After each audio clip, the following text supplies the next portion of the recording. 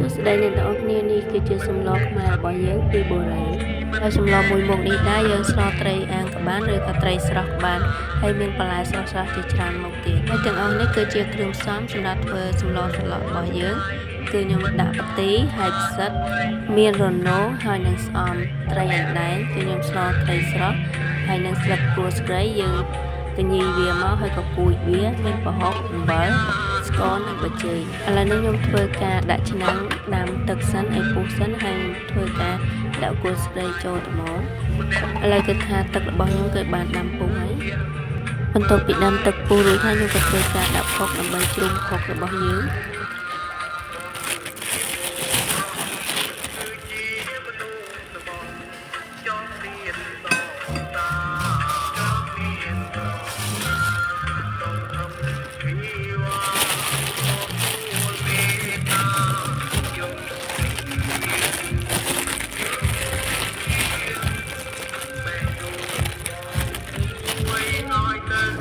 បន្ទាប់ពីខ្ញុំបានធ្វើការជ្រុំប្រហុករួចហើយក៏ធ្វើការដាក់ស្ករអំបិលនិងប៊ីចេងចូល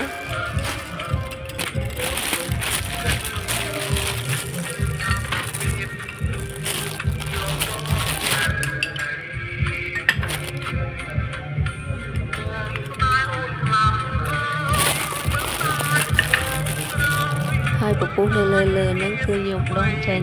ពីរួមមកឲ្យតែពេលស្លគឺខ្ញុំដងវាចេញហើយគឺខ្ញុំអត់ទុកទេ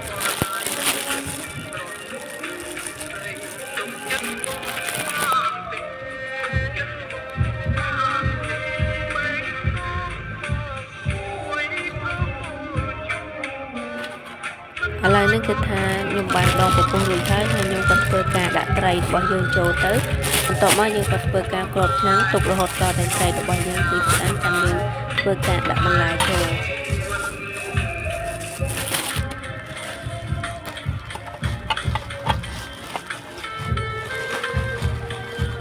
ឥឡូវនេះខ្ញុំធ្វើការដាក់ផ្សិតចូលហើយនឹងខ្ទិះរនោរបស់យើងចូលសិនហើយខ្ញុំក៏ធ្វើការទុកស្អំរបស់យើងនៅពេលក្រោយ